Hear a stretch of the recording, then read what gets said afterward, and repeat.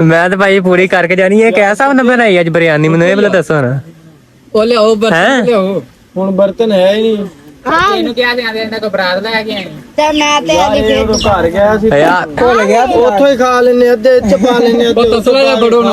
ਹਾਂ ਅੰਦਰ ਵੱਡਾ ਤਸਲਾ ਪਿਆ, ਚੁੱਕ ਕੇ ਲਿਆ ਮਨੀ। ਨਹੀਂ ਆ ਜੀ ਹੈਗਾ ਵਾ। ਆ ਜਾ ਵੇ, ਆ ਤਸਲਾ ਚੁੱਕ ਲਿਆ ਜਿਹਨੂੰ ਡੰਗਰਾਂ 'ਚ ਪਾਣੀ ਪਾਉਣਾ।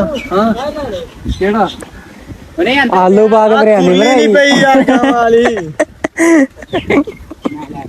ਬਸ ਸਹੀ ਆ ਜਾ ਯਾਰ। ਓ ਯਾਰ ਅਲ ਕਲਿੰਡਰ ਵਾਲੀ ਕੋਲੀ ਖੋਲ ਲੋ ਉਤੋਂ। ਇਹ ਗਲਾਸ ਹੈ। ਛਾਤੀ ਖੋਲ। ਨਹੀਂ ਕਲਿੰਡਰ ਦੀ ਕੋਲੀ ਉਹ ਜੱਫੀ ਪਾ ਕਿੱਥੇ ਗਿਆ ਹੁਣ ਸਾਡਾ ਸਾਹਿਬ ਬਹਾਦਰ? ਉਹਨੇ ਬਿਰਿਆਨੀ ਬਣਾਈ, ਆਲੂ ਪਾਏ ਤਾਂ।